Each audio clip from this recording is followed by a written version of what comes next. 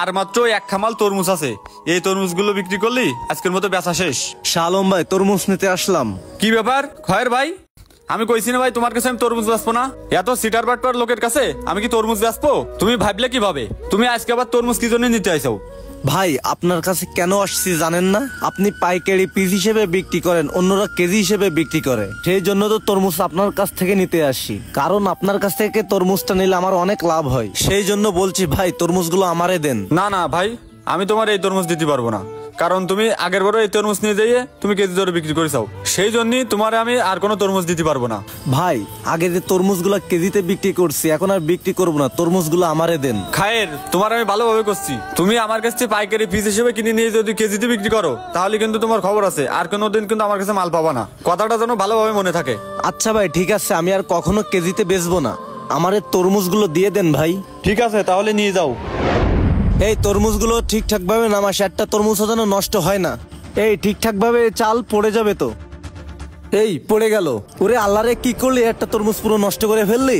এই আস্তে আস্তে নামা, একটা তরমুজও এবার যদি নষ্ট হয় তোদের খবর আছে। এ লোক তো তরমুজ অনেক নিয়ে আইছে। ভাই তরমুজ কোথা থেকে নিয়ে আইছেন? হাটের থেকে কিনে নিয়ে আইছি। কেন? তরমুজগুলো খুব সুন্দর লাগতেছে। হ্যাঁ, তরমুজ কে আনছে দেখতে হবে না? খায়রের তরমুজ কি খারাপ হয় নাকি? তা তরমুজ ভাই কত করে বিক্রি করতেছেন? তরমুজের দাম কম নয়, তরমুজের দাম এখন আগুন। আচ্ছা ঠিক আছে, তার দাম কত তা বলবেন তো? দাম কত করে চলতেছে তুমি জানো না? কয় কেজি নেবা ভাই? ভাই পিসি বিক্রি করা যাবে না? তোমার মাথায় কি সমস্যা? আজকাল কি পিসি বিক্রি হয়? আপনারা তো পিসিতেও খামালে কিনে নিয়ে আসেন, তা এত দাম কি জন্য বলেন? আমি পিচি আনি কি ফিরি আনি তোমাকে কি কৈফিয়ত দিতে হবে? তুমি কেজিতে নিলে নাও, না হলে এখান থেকে যাও। আচ্ছা ভাই, তা কত করে কেজি? কেজি কত করে চলতেছে তুমি জানো না? 120 টাকা কেজি, 120 টাকা। কি বলেন ভাই, এত দাম? আপনি বেশি দামে তরমুজ বিক্রি করতেছেন, মনে হয় না আপনার তরমুজ কেউ কিনবে।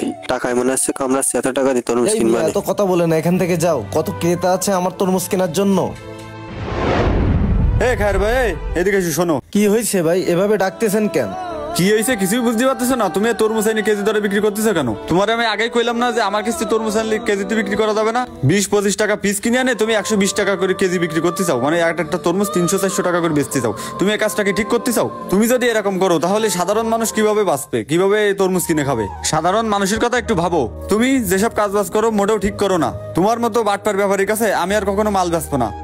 খয়ের ভাই, তুমি আমার কাছে যখন তরমুজ কিনে নিয়ে আসিলে তখন তো তুমি কেজিতে কেন নি? তাহলে তুমি কেন কেজিতে বিক্রি করতেছো? হ্যাঁ, এখনো বাটপারি বাদ দিয়ে ভালো হয়ে যাও খয়ের ভাই। ভাই যা করেছি আর কখনো করবো না, আমার শিক্ষা হয়ে গেছে। এরকম ধরনের কাজ যদি তুমি আর কখনো করো তাহলে আমি তোমার কাছে আর মাল বেচবো না। আর দেখো খয়ের ভাই, অল্প দামে মাল কিনে চড়া দামে বেচা ঠিক না, তাই আর কখনো অল্প দামে মাল কিনে বেশি দামে বিক্রি করবো না। তাই আমরা সবসময় সৎভাবে ব্যবসা বাণিজ্য করব। যারা সৎভাবে ব্যবসা করে আল্লাহ তাআলাও তাদের ব্যবসায় বরকত দান করেন। ভিডিওটি ভালো লাগলে অবশ্যই লাইক, কমেন্ট, শেয়ার করবেন।